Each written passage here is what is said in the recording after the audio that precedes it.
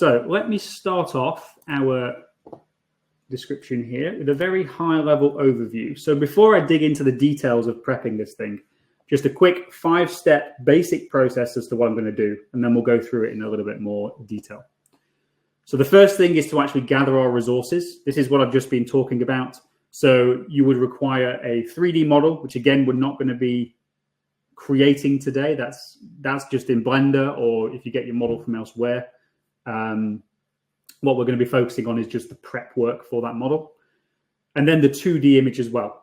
Now, we'll talk about this later on in more detail, but that, as I mentioned, can either be a die line or it can be a template of some other form.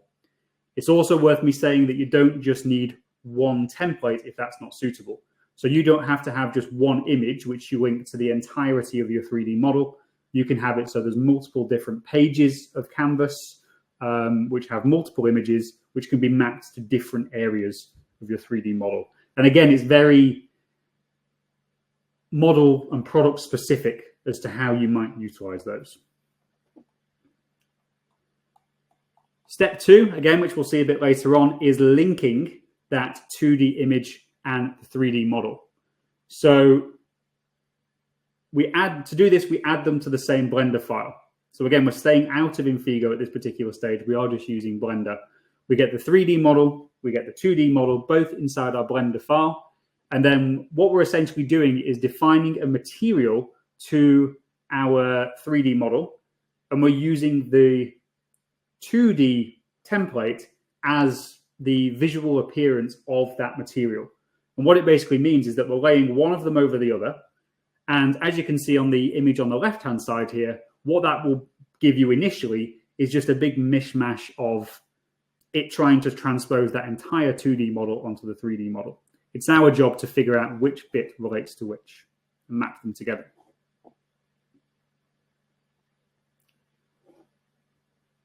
So as I've just been saying, step 3 is linking parts of your mesh to areas on your 2D template.